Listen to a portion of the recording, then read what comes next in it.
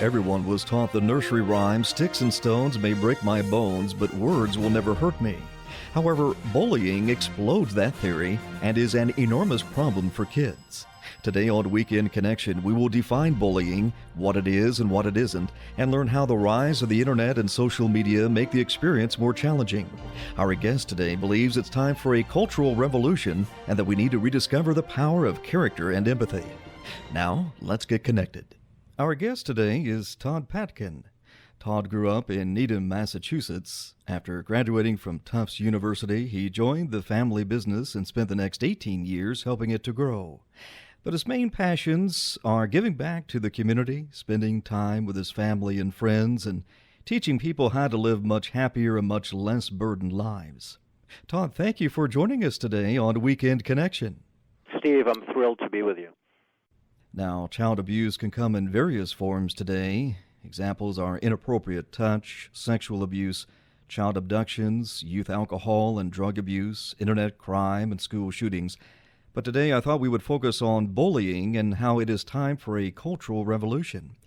And Todd, you claim that bullying is the problem of our day, and parents and educators need to wake up to this fact.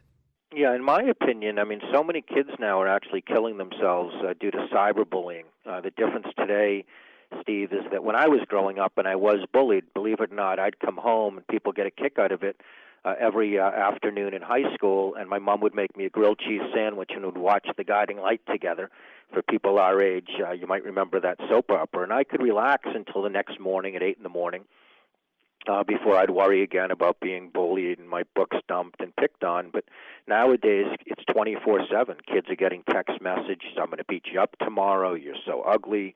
They're getting all sorts of emails to that effect, so it's nonstop. And we're seeing today that more kids are dying due to suicide-related bullying, just like when we were younger, and it was more along the lines of drinking and driving. So I'm looking for a cultural revolution, just like we did years ago with drunk driving. Today, the good news is, although there are kids who drink in high school and there are kids who drive, there's a lot less drinking and driving. So I'm hoping the same thing will happen with bullying. Now, when I think of a bully, of course, I go back to my childhood years on the playground, and we conjure up the image of that one big kid on the playground who's always throwing his weight around, and the kids are scared of him until he's beaten up by one bigger than he is. But we shrug our shoulders and say ho-hum because every school has one. They've always been around, and there's nothing we can do about it but tolerate it, and I guess that's the end of the story, but it's not, is it? Well, I think today everything's different. When I was growing up, we always had dinner together, and we watched Happy Days, and we watched The Cosby Show, and I think people went to church a lot more in the old days. So we had a much better sense of family. My dad worked a lot, but my mom was home. And so the families have been broken down. When you don't have a real sense of self and good home life, and then you go to school and you're constantly picked on. The person who bullied me the most in high school was a girl, so it's not necessarily always the big person. Right. Sometimes it's someone who, people laugh even worse. How can you let a girl bully you? Well, I didn't know how to handle a girl. So, there's so much coming at these kids these days. There's so much stress, and again, on TV, instead of watching good family value shows where they learn, how to handle themselves and to feel good about themselves and to love themselves, they're seeing just the opposite on TV. And ignoring the problem now will only magnify the problems later on in life. Is this true?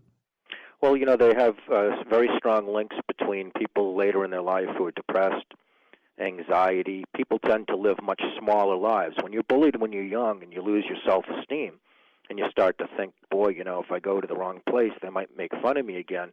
You're more likely to be single your whole life. You're afraid to ask women or men out. You're less likely to try a job that you'd like. You take an easy job close to home. And they even link up people who go postal, so to speak, people who just lose it one day and actually cause harm to other people, to people who were bullied when they were younger. Our guest today on Weekend Connection is Todd Patkin. Todd regularly travels the country speaking to businesses, churches, schools, and a variety of other organizations. And we're delighted he has joined us for Weekend Connection today on BBN. when you're in school and you're bullied, I mean, kids are much bigger than you. They're stronger than you. They dump your books, and you're afraid that if you tell your parents and they call the principal, well, now this kid is going to actually beat me up and really inflict harm on me. So most bullied kids are so fearful that they would never think to speak to anyone else. They're just going to suffer with what they currently have, because in their mind it could be so much worse. So there's tremendous, tremendous fear. Todd, I don't know if you saw this, but South Korea was rattled by the suicide of a bullied teen. There it was in bold print. 15 years old, he'd been physically and verbally abused for 2 years at school, and we were only made aware of this in his suicide note, but of course, now it's too late to help him. Well, I mean, it's happening, in America too. So, Right. Maybe people aren't aware of this, but, at least in Massachusetts, we're starting to make it more public. I mean, I think we have a suicide certainly at least, once a month in Massachusetts between all the different towns. And I would think that where everybody is right now, kids are under tremendous stress. The family is broken down.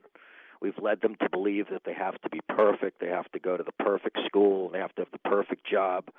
What they're being shown in the movies and what they read and everything else, it's all about being perfect and being first.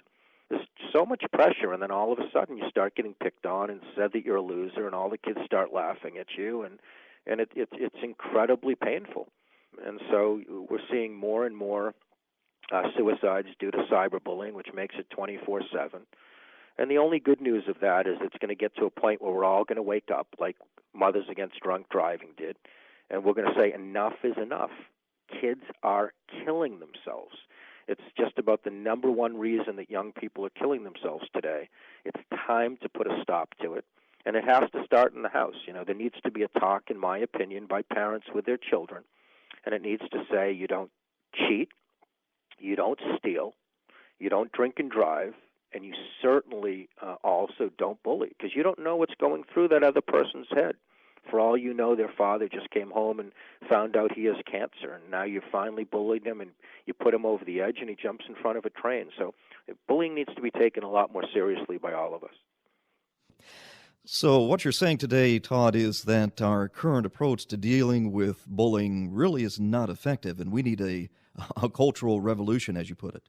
Yeah, well, in every state now there are new laws, so that if the school finds out that bullying is taking place, and the definition of bullying is anything that happens more than once by one person on another, whether it's verbal, physical, it can even just be me sending a note that you wrote about someone else, but if I've done it more than once, that's bullying. Once the school finds out, they have to make a file, and if it happens again, the police are called in. So the schools are taking it very serious. The problem is that we're relying on the victim to come forward, and that's simply not going to happen. So we need to start at the beginning with families saying to their kids, we will not tolerate you bullying. Just like you would say to your kid, it's implied. We will not tolerate you stealing or lying or cheating. It needs to start in the home. And the other big thing is we need to encourage the more popular kids in school, if there are children, not only not to bully, but also to be willing to stand up for a weaker person if he's constantly bullied. Stand up to the other kids, or at least all the schools now should have an anonymous box. At least put a note in the anonymous box. You don't have to even put your name, saying every day at 10:20 in hallway L, little Peter is always beat up by these two kids, and I just want you to know I think it needs to stop. Todd, I'm sure you would agree that parents need to be involved in their kids' lives every day. It's tempting to think that the best thing we can do for our children is to provide a good life for them, providing the basics of food, clothing, and shelter. These things aren't all bad, but they can't take the place of what's truly the most important thing in a child's development, his parents. Yeah, Steve, I learned the greatest lesson of my life when I was able to sell my business and semi-retire, and it's that quality time is the worst myth in the world in terms of our relationship with our kids. Quality time is something that workaholics like I used to be love, because we are told that we can just work all the time and just give one good hour a week to each of our children. But the truth is that kids just need you to be there. I've got an 18-year-old son, and when I used to come home thinking quality time was true and say, hey, I've got an hour for you now, like any teenager, he'd look at me like I was an alien with six heads and run the other way.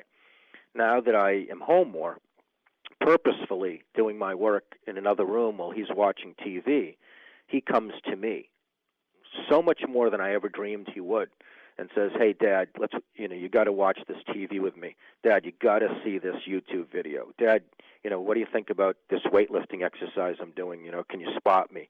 So it's being with kids more often. Kids will talk to you, but they do it in their own time. Moms know this more than dads. They do it when they're ready. So it's just being around them more. It's quantity of time with your kids, not quality time. And if you're home more, you'll see the kind of kids they're hanging out with, and you'll be able to have an effect on them and their friends. And Todd, you also mentioned that parents should not be afraid to discipline, but I believe that many parents need to be made aware that kids really want to have some boundaries in their life, and it needs to start at a young age. Yeah, I mean, I always say to people, the most difficult job in America is parenting. And I'd be lying to you if I try to tell you on the phone that I've disciplined and I've done a good job. I was just saying that my son is as spoiled as anyone on the planet. He hasn't raked. I asked him to shovel the other day, and he went and got a dirt shovel. He started shoveling snow with a dirt shovel. He's 18. That's what he knows about shoveling. But most of the kids in America these days are spoiled. So I don't want to claim that I've done a better job. Parenting is tough. But, of course, kids need direction. Kids are kids. Adults need direction. You have a new job. You want the boss to tell you when you're doing good and also, when you're not. So, we do need to discipline our kids. But first and foremost, you need to let your kids know they're loved unconditionally. But the key is most of us don't love ourselves. So we have like a hole in our heart, and we spend the rest of our lives searching for love from everyone else. So first and foremost, let your kids know they're loved unconditionally. You love them, love them, love them. And then, of course, you have to discipline them at times. We're talking with Todd Patkin on Weekend Connection on BBN. Todd has done appearances on Fox News Health and other television, radio, and print media, and we appreciate him joining us today to talk about bullying.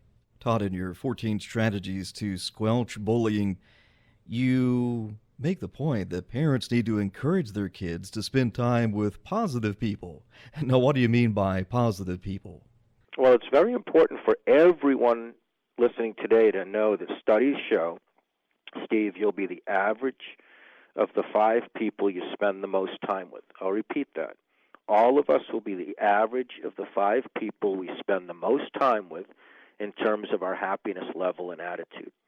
So everyone should make a list of the 5 people they spend the most time with and rank them on a scale of 1 to 6, 1 being they're toxic, they're completely negative, 6 being they're incredibly positive.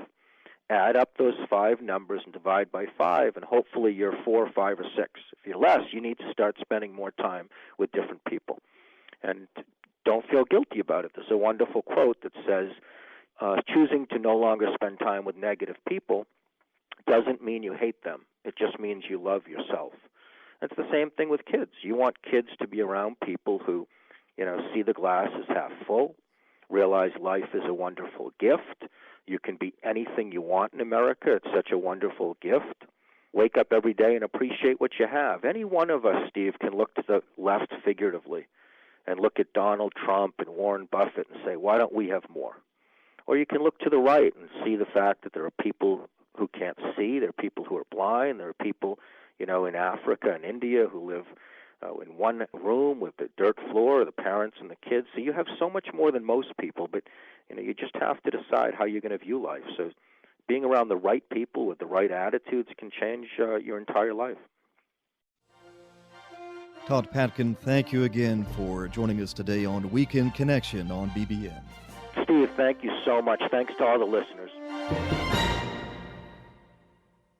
Thank you for listening to this feature, a production of BBN, the Bible Broadcasting Network.